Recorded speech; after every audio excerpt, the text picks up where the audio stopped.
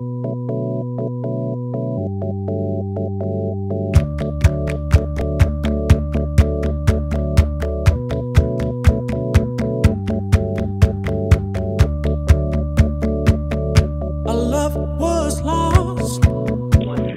the question now is, do you remember Holden being just as phony as the people he criticized?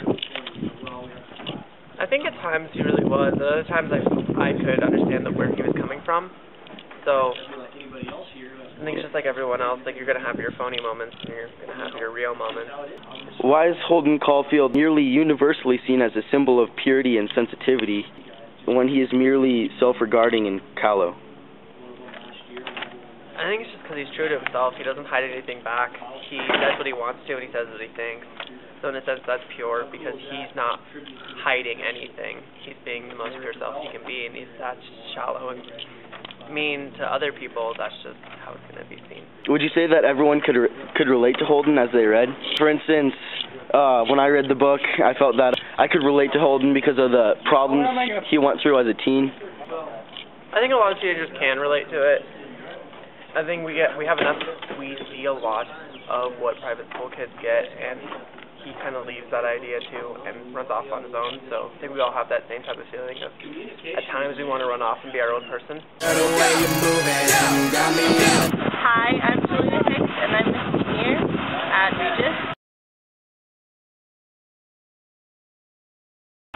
One of the biggest themes in the book is change, Holden dealing with change. What's a huge change you went through in your life? Probably high school, because middle school, I've been with the same kids since kindergarten, and then going to high school is a lot different, not only with just all girls, but with different people. Do you think Regis does an okay job helping them deal with the big transition? Yeah, I definitely do. There's a lot of activities that help to get people involved with school, involved with their teachers, involved with different students. So that's really good. It's a lot easier because you're in the same boat with a lot of other people. Do you think they could do anything better? I mean, not that I can think of. Maybe some other people have better ideas. One of the biggest problems Holden has in the book is dealing with huge change. How do you think he could have handled it better? Like, his brother died and he just became really destructive. How do you think he would have handled that? I mean, I'd probably be kind of destructive towards the first part, and then I'd probably go to the people that I know would help me through it. So I'd go to my friends and my family.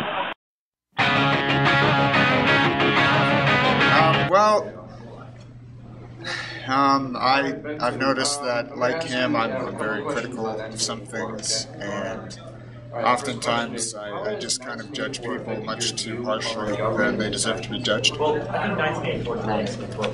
How have you had to deal with change during your high school career? Well, there's been a lot of change going on. Just in so many different fields, change in just with what I've had to deal with at school, what I've had to deal with with social stuff. It's just a very broad question. There's lots of change. How has the book The Catcher in the Rye affected your life? It's kind of made me realize that I shouldn't be Holden Caulfield. When I've read the book, I just felt wait, am I like this? Am I so negative and this and that? And so I guess it has kind of made me rethink how I what I say. Because most people don't like Holden Caulfield. We are the professional party people. So this is Brandon, and he's a senior here at Regis. So Brandon, after reading The Catcher in the Rye, do you think it affected your life at all? Or in other words, did it influence you on how you live your life? I would say that the novel is about growing up in a dangerous world and it's learning how to handle change. And for me, I'm kind of nervous about college because that's going to be a big change next year. So the book kind of taught me to take it one step at a time. Alright.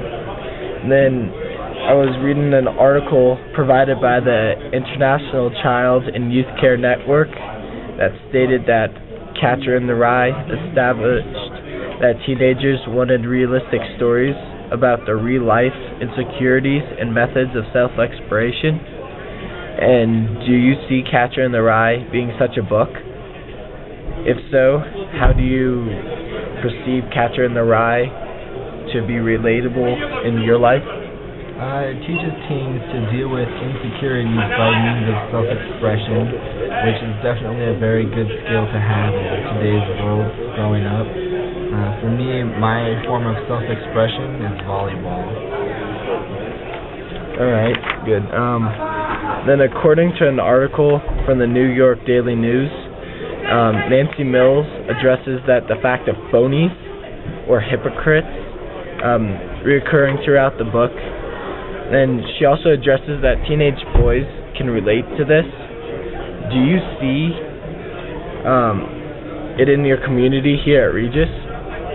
Or, like, at home? People whose actions in general look down on others are really just the insecure phonies of the world, and they have a false sense of self-expression. To correct this, I'd say just teach them how to correctly express themselves in a way that doesn't hurt other people and is not against them.